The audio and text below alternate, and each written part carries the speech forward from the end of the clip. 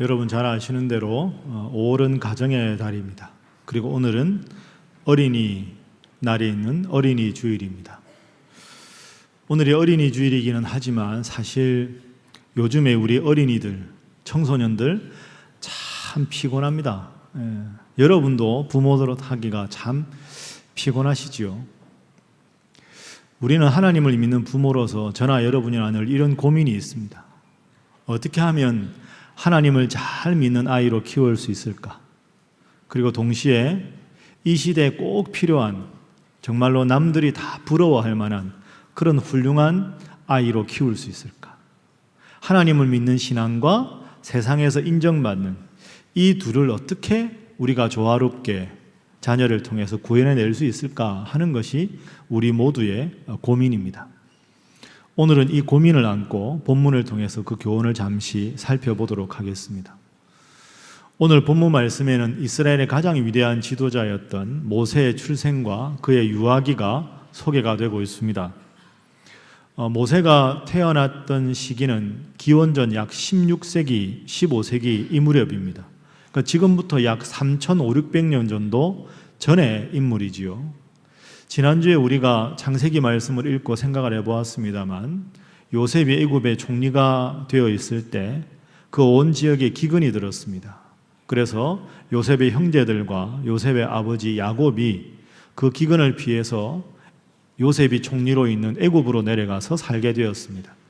처음에는 아주 고센 지역에서 평화롭게 안정적으로 살았는데 이 애굽의 정치 권력이 변화가 되고 이 요셉을 알지 못하는 바로가 새로운 정치 세력이 되었을 때 그들은 이제 요셉의 형제들 그리고 그들의 자손들을 압박하기 시작했습니다. 혹독한 강제 노역을 시키면서 그들을 노예로 부리기 시작했지요.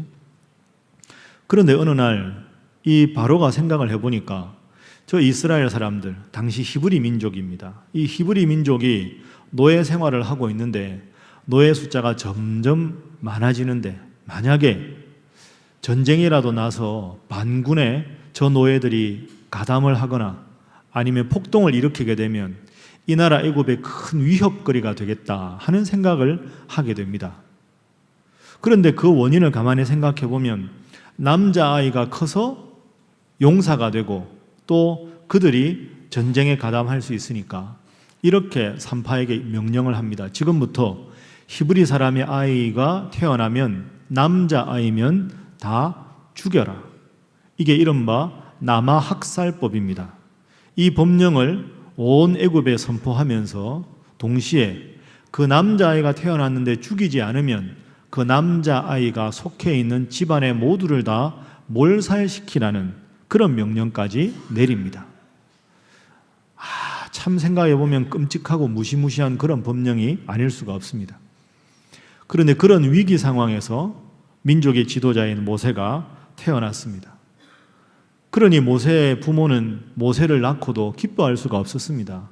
이 아이를 부모로서 죽일 수도 없고 키우자니 온 가족이 몰살당할 위기에 처하기 때문이죠. 그런데 여러분 아시는 대로 태어나자마자 죽을 고비를 이렇게 넘긴 이 모세가 이스라엘 역사상 가장 위대한 하나님 앞에 바로 선 존경받는 지도자가 됩니다.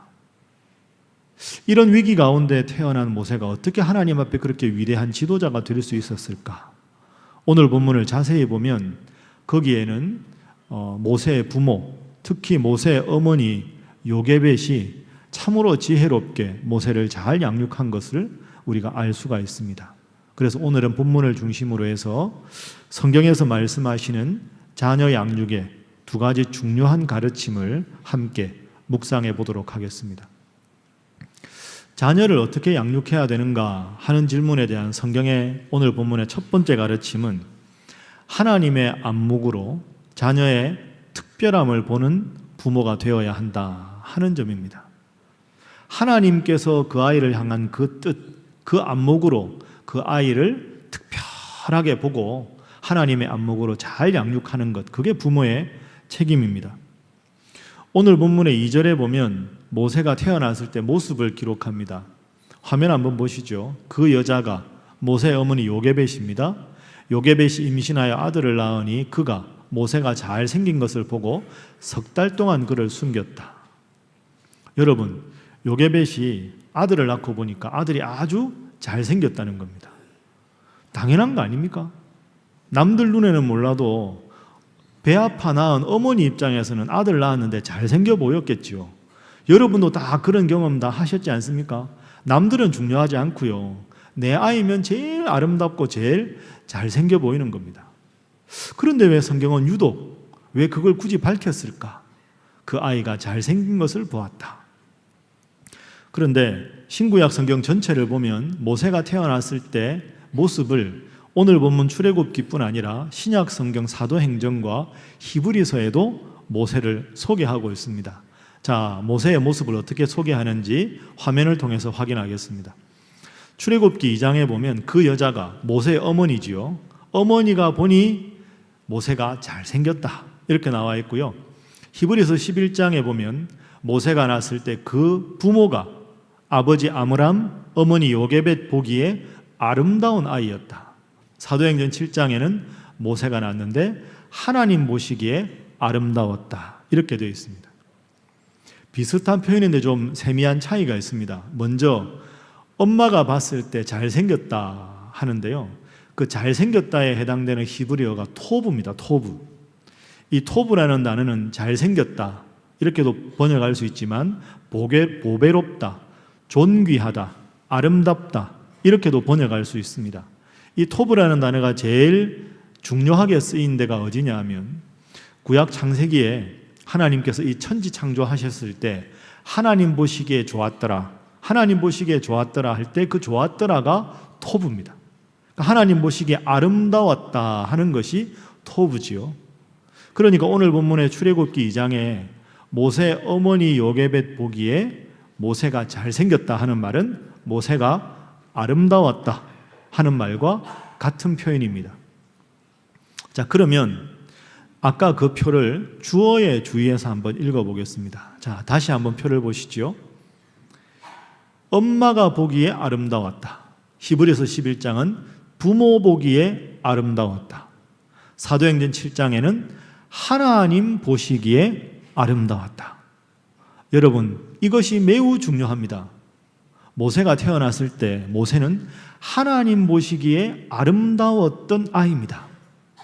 그런데 히브리서 그리고 오늘 본문에는 부모가 보기에도 아름다웠고 어머니가 보기에도 아름다웠다. 이 말은 하나님 보시기에 아름다웠던 모세, 그 하나님의 안목으로 부모가 자녀를 아름답게 바라볼 수 있어야 한다. 이런 뜻이 됩니다. 그래서 하나님 보시기에 아름다운 모세, 부모, 그리고 어머니가 보기에도 아름다운 모세, 이렇게 되어야 한다는 거죠. 여러분, 이렇게 보면 이게 단지 모세만 그런 게 아니지요. 여러분에게 주신 그 아이들도 다 하나님께서 아름답다 여기셔서 여러분 가정에 보내주신 줄로 믿습니다. 그렇다면 우리가 부모로서, 조부모로서 어떻게 해야 할까요? 하나님이 보시기에 특별하고 하나님 보시기에 아름다워서 여러분 가정에 맡겨주신 자녀들과 자손들을 보면서 우리도 참 이 아이가 아름답다, 이 아이가 특별하다, 그렇게 우리가 볼 수가 있어야 한다는 거죠. 간혹 집안의 아이지만 넌 어떻게 잘하는 게 없니? 넌 참 애가 한심하다. 여러분 그렇게 말하는 적이 있으시지요? 잘 생각해 보십시오. 그건 관점 차이가 아닙니다. 오늘 본문에 비추어 생각을 해보면 넌 진짜 잘하는 게 없는 아이야, 참 넌 보잘것없는 아이야, 그건 관점 차이가 아니고 신앙과 불신앙의 차이입니다. 하나님 보시기에 아름다워서, 너무너무 아름다워서 여러분에게 위탁을 하셨는데 하나님의 위탁하신 그 위탁의 대행자가 부모인데 부모가 자녀를 보면서 아름답다고 느끼지 못하면 그건 관점의 문제가 아니라 신앙의 문제입니다. 여러분의 자녀가, 여러분의 자손들이 아름답지 않게 보이십니까? 그것은 불신앙의 문제입니다. 깊이 우리가 생각해 보아야 합니다. 그런 의미에서 제가 여러분에게 한 가지 여쭤보겠습니다. 마음으로 대답해 보십시오. 여러분 댁에 자녀들도 많고 자손들도 많을 겁니다. 그 아이들 어떤 점이 아름답습니까? 어떤 점이 특별합니까? 누군가 이렇게 물으면 그 자리에서 바로 대답할 수 있는 여러분의 대답을 준비하셔야 합니다. 이 아이는 이 점에서 특별합니다. 이 아이는 이 점이 너무너무 아름답습니다. 그래서 하나님께서 이 아이를 이 아름답고 이 특별한 점을 잘 양육하라고 저희에게 부모의 역할을 주셨습니다. 이게 여러분 부모가 해야 할 일입니다. 그러니까 부모가 해야 할 일은 하나님이 아름답다고 여기신 것을 부모 또한 이 아이가 어떤 점이 아름다운지를 깨닫고 그 아이에게 내가 얼마나 아름답고 특별하고 소중한 존재인지 깨달아서 그 아이가 자기 스스로에 대해서 충분한 자긍심을 가지고 그 아름다운 면을 계속 개발해서 인생을 행복하게 살아가도록 도와주는 것, 그것이 하나님 믿는 부모의 역할인 줄로 믿습니다. 그런 의미에서 우리 옆에 분들과 인사 한번 하겠습니다. 아이들은 다 아름답습니다. 한 번 더 하겠습니다. 아이의 특별함을 도와주시기 바랍니다. 하겠습니다.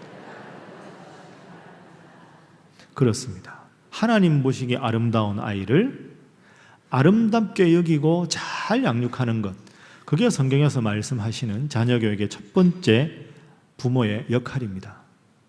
그리고 두 번째로 오늘 본문에 보면 또 하나의 교훈은 부모가 자녀를 위해서 최선을 다하고 나머지 결과는 하나님께 위탁하는 겁니다. 여기서 중요한 단어는 하나님 앞에서 자녀를 위해서 최선을 다하는 부모가 되어야 한다는 것이지요. 우리 오늘 본문은 사실 잘 알고 있습니다. 그리고 오늘 본문을 잠깐 다시 생각해 보면 이렇습니다. 모세가 태어났는데 그 어머니 아버지가 어떻게 그 아이가 남자아이라고 죽게 내버려 두겠습니까? 숨겨서 석 달을 키웁니다. 석 달을 키웠다는 말은 집에서 키울 수 있는 최대한으로 최선을 다해서 키웠다는 거죠. 아이가 울음소리가 밖으로 새어나가고 그러다 보니까 얼마나 긴장하겠습니까? 눈물을 머금고 더 이상 집에서는 이 아이를 키울 수 없는 지경에 이르렀습니다. 그랬을 때 오늘 본문에 보면 어머니 요게벳이 갈대로 상자를 만들어서 그 상자 안에 아기 모세를 누이고 그리고 나일강으로 이 상자를 가져다가 갖다 놓습니다. 표면적으로 보이는 이걸 가만히 자세하게 보면 이 모세를 상자에 넣고 나일강에 둔 이 행동이 어머니로서 최선을 다한 행동이고 얼마나 지혜로운 행동이었나 하는 걸 우리가 볼 수 있습니다. 하나하나 지금부터 한번 짚어보겠습니다. 먼저 모세를 눕힌 갈대 상자입니다.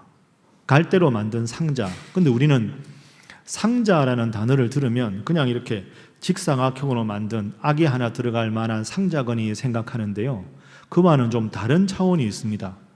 이 상자라는 단어가 원문을 찾아보면 테바라는 단어입니다. 테바.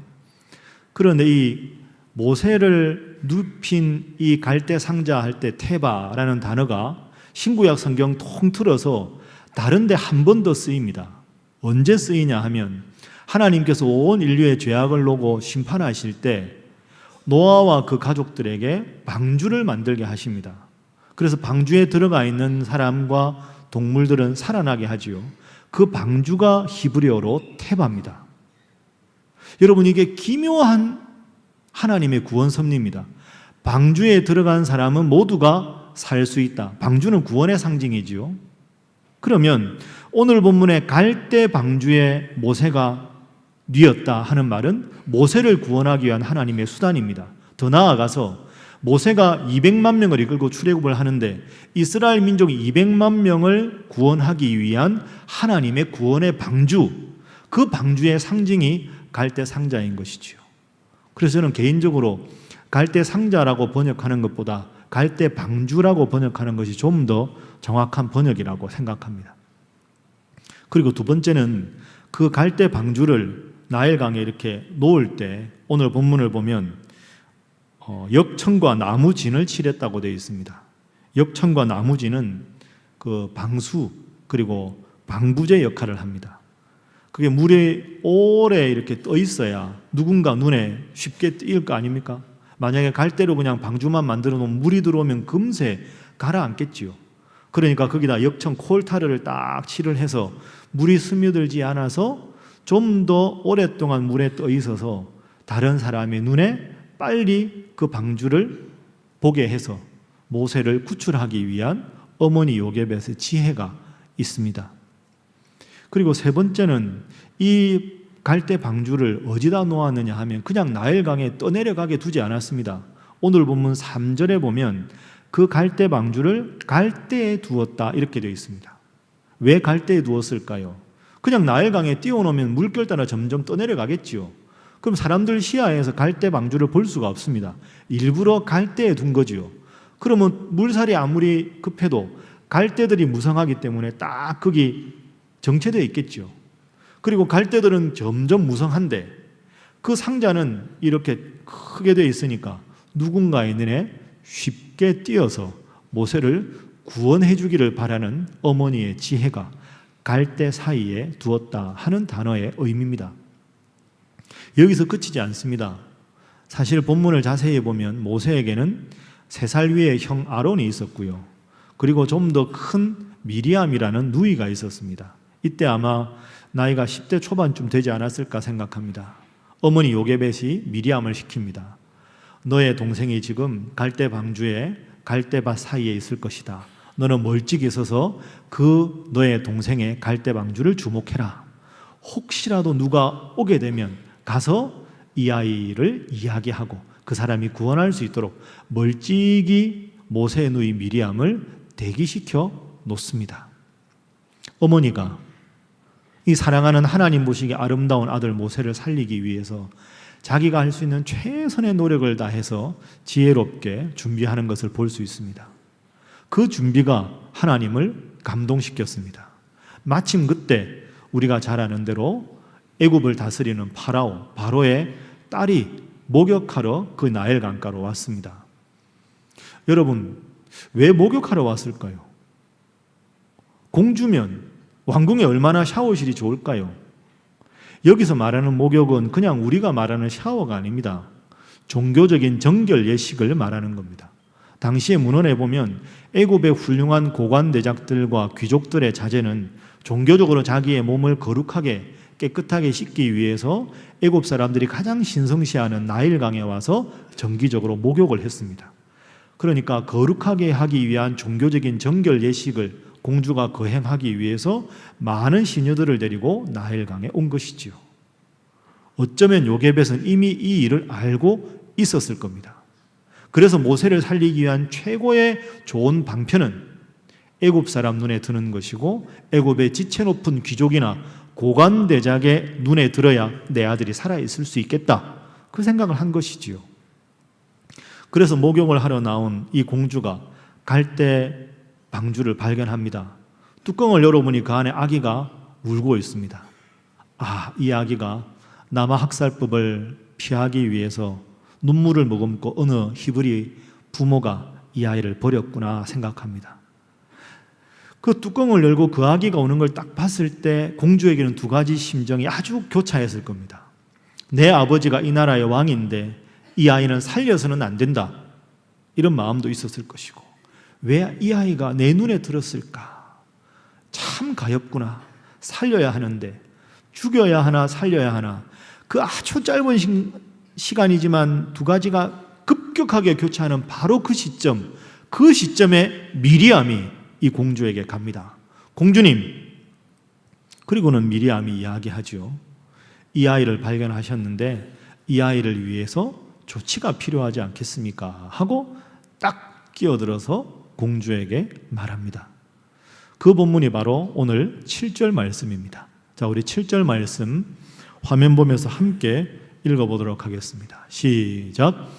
그의 누이가 바로의 딸들에게 이르되 내가 가서 당신을 위하여 히브리 여인 중에서 유모를 불러다가 이 아기에게 젖을 먹이게 하리까. 아멘. 애굽 사람들은 지체가 높습니다. 공주니까 딱 복장에서부터 표가 나지 않았겠습니까? 근데 히브리 사람들은 노예입니다. 그러니까 히브리 사람의 아이를 지체 높은 애굽 사람이 젖을 먹일 수 없습니다. 신분 차이가 나기 때문에. 그걸 미리암은 알았던 거죠. 그래서 이 아기를 발견하셨으니 살려야 하지 않겠습니까? 당신이 직접 애굽 사람을 통해서 젖을 먹일 수 없으니 이 아이를 살리기 위해서는 히브리 사람 유모가 필요하지 않겠습니까? 제가 구해다 드릴까요? 이렇게 말을 합니다. 그런데 여러분, 이 장면을 한번 상상해 보십시오.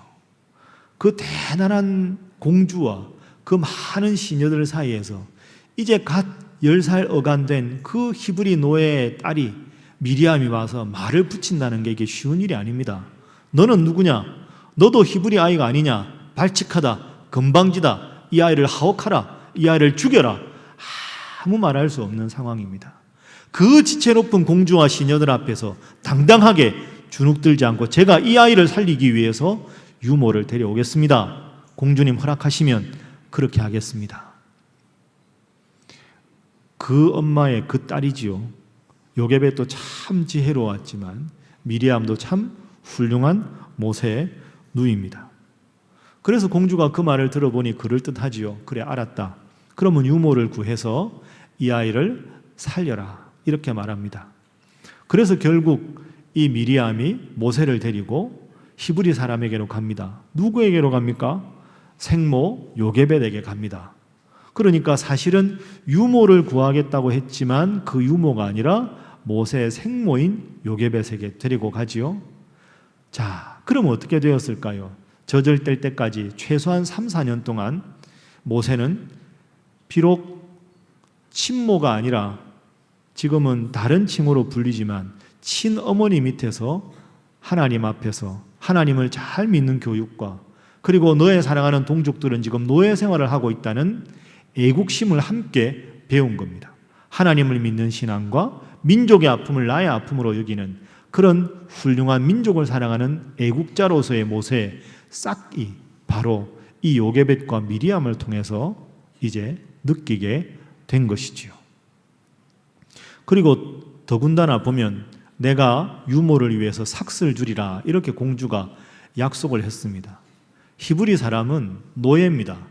그런데 요게벳은 이제 더 이상 강제 노역을 할 필요도 없었고 자기 집에서 자기 아이를 강제 노역 없이 삭슬 받아가면서 당당하게 키울 수 있게 되었습니다. 여러분, 모세가 모세된 것은 우선 하나님의 은혜지만 하나님 은혜 못지않게 어머니 요게벳의 지혜와 그 아이를 살리고자 하는 최선의 노력, 그리고 그 어머니의 뜻을 받들었던 모세의 누이 미리암의 노력이 있었습니다. 이것이 부모의 역할이 아니겠습니까? 하나님께서 특별하게 창조하시고 아름답게 창조하셔서 부모에게 보냈다면 그 아이가 하나님 뜻대로 잘 양육받고 아름답게 자랄 수 있도록 최선의 노력을 다하는 것, 그것이 부모의 역할입니다. 그 역할을 잘 감당한 것이 오늘 본문의 모세의 어머니입니다. 물론 여기서 한 가지 우리가 구분할 것이 있습니다. 최선을 다한다는 것은, 부모로 최선을 다한다는 것은 하나님께서 이 아이를 아름답다 하셨으니 아름답게 하나님 뜻대로 키우기 위해서 최선을 다한다는 것이지, 부모가 욕심을 투영해서 너는 이렇게 되어야 한다 하는 자신의 욕심을 앞세우고 그 욕심을 아이에게 강요하고 그래서 부모의 자아 실현을 위한 수단으로 자녀를 키우기 위해서 최선을 다하는 것, 그것은 결단코 아니겠지요. 여러분, 그 유행하는 단어 중에서 헬리콥터 맘이라고 들어보셨죠? 헬리콥터 맘 잘 모르시나요? 헬리콥터는 일반 비행기 중에서 이착륙이 아주 편안하지 않습니까? 항상 그 목적지 주위를 가깝게 있을 수 있습니다. 헬리콥터 마음은 아이를 향해서 항상 엄마가 과욕을 가지고 아이 주위에서 모든 것을 너무나도 지나칠 정도로 자상하게 참견하고 간섭하는 엄마를 헬리콥터 마음이라고 합니다. 어릴 적뿐 아니라 아이가 커도 그렇습니다. 저도 직접 목격했는데요. 대학생이 된 아이의 수강 신청을 엄마가 해주고 성적이 별로 좋지 않으면 성적 이의 신청도 부모님이 전화해서 교수에게 하고, 전형적인 헬리콥터 맘, 헬리콥터 데디입니다. 그 밑에서 아이가 어떻게 될까요? 헬리콥터 키즈가 되는 거죠. 엄마 아빠 없으면 괜히 불안하고, 다 커도 성년이 되어도 엄마 아빠에게 응석 부리듯이 하나하나 물어야 자기 인생에 편안함을 느끼는 아이들. 여러분, 그게 정말로 아이를 위해서 최선을 다한 것이라고 할 수 있을까요? 최선이 아니지요. 아이를 망치는 길입니다. 하나님 앞에서 부모로서의 최선을 말하는 것이지, 부모의 욕심을 실현하기 위해서 최선을 다하는 것은 잘못된 것이지요. 자, 그런 의미에서 웃기에는 약간 서글픈 이 헬리콥터 마음의 현실을 반영한 영상을 잠시만 보도록 하겠습니다.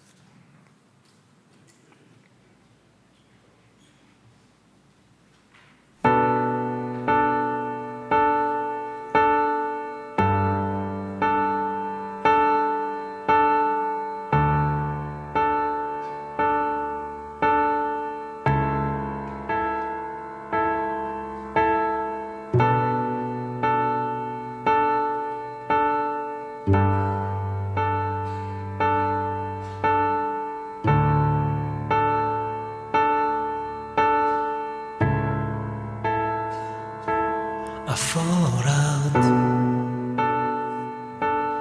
of life, vanish to nowhere. I fall apart, pieces turn to dust.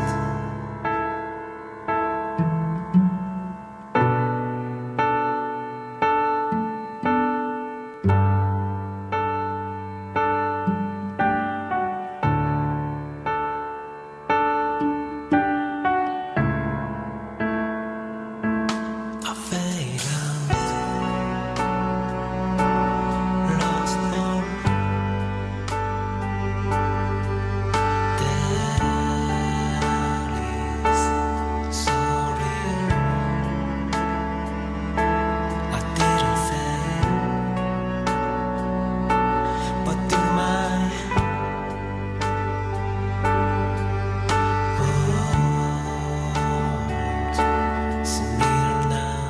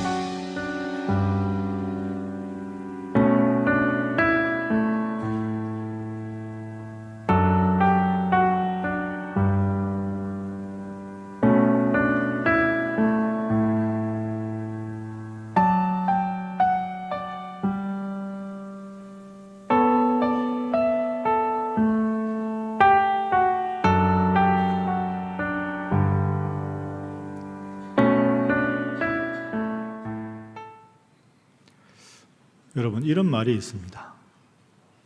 자녀 교육의 궁극적인 목적은 부모로부터 자녀를 잘 떠나보내는 것이다. 자녀 교육의 궁극적인 목적은 자녀를 부모로부터 잘 떠나보내는 것이다. 어릴 적에야 자녀를 위해 모든 걸 다 해주어야 하지만 청소년이 되고 청년이 되면서 육체적으로도 경제적으로도 정신적으로, 특별히 영적으로 이제는 부모님의 신앙이 아니라 내가 만난 하나님, 내가 경험하는 하나님으로 바로 서게 하는 것, 그게 부모의 역할입니다. 그게 하나님 앞에서 잘 떠나보내는 그런 일이라고 생각합니다. 성경 전체를 읽어보면 자녀에 대해서는 두 가지로 정리할 수 있습니다. 첫 번째는 자녀는 하나님의 선물이다 하는 것이고, 두 번째는 하나님께서 자녀의 소유주가 되시고 부모는 그 자녀를 하나님께로부터 위탁받은 청직이다 하는 겁니다.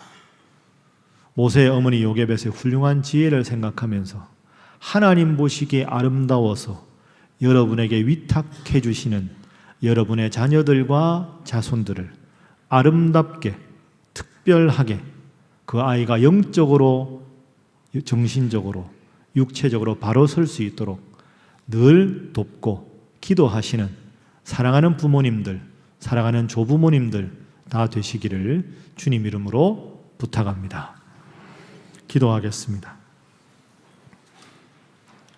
사랑의 하나님, 어린아이들이 내게 오는 것을 용납하고 금하지 말라.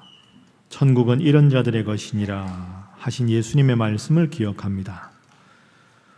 부모님 품에만 있으면 세상 그 어떤 위협에도 아랑곳하지 않고 곤히 잠드는 어린아이의 그 마음처럼 저희 또한 주님을 믿고 사랑하는 자가 되게 하여 주옵소서.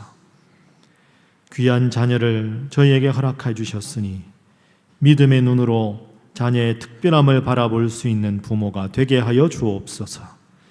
최선을 다해서 하나님께서 우리 아이를 향한 그 아름다운 뜻을 펼치도록 도와주는 부모 되게 하여 주옵소서. 무엇보다 하나님 잘 믿고 이 나라 이 민족을 사랑하는 자녀로 키울 수 있도록 주님 저희 부모들에게 지혜를 더하여 주옵소서. 우리 사랑하는 자녀들을 위해서도 기도합니다. 우리 예수님 어릴 적 모습처럼 지혜와 키가 자라가며 하나님과 사람에게 더 사랑스러워가는 아이들로 잘 양육되게 하여 주옵소서. 예수님의 이름으로 기도하옵나이다. 아멘.